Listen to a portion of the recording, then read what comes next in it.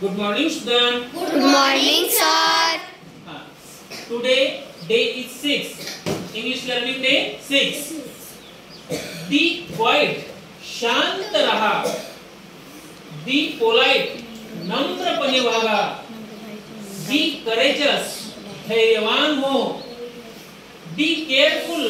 काळजी घे. Congrats. अभिनंदन.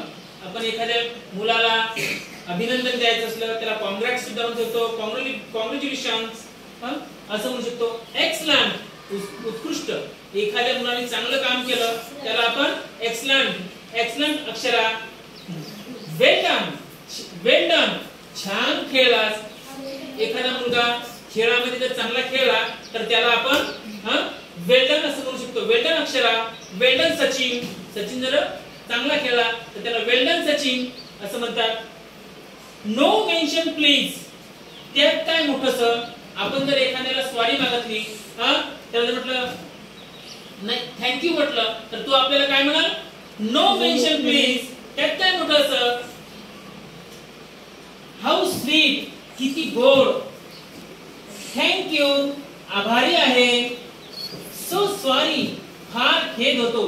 आपल्याला जर एखाद्या घटनेवर जर दुःख झालं तर आपण काय म्हणतो सो सॉरी. आपल्या एखाद्याला धक्का लागला तर आपण त्याला सॉरी म्हणतो.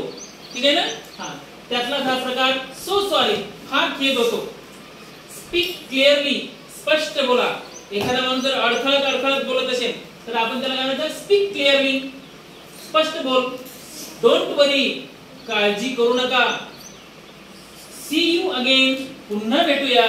एखाद्या माणसासोबत आपण सध्या बोलत आहोत आणि तो आपल्याला सोडून जाणार असेल तर आपण त्यांना काय म्हणणार सी यू अगेन.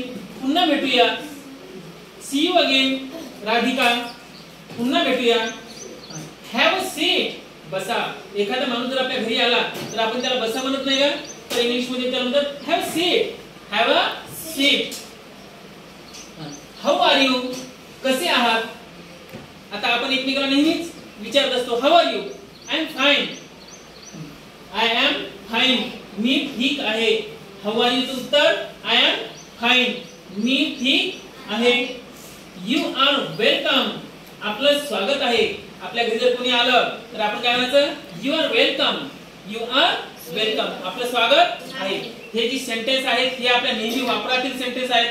यांना लिहून घ्या आणि त्याला पुन्हा वाचा. ठीक आहे.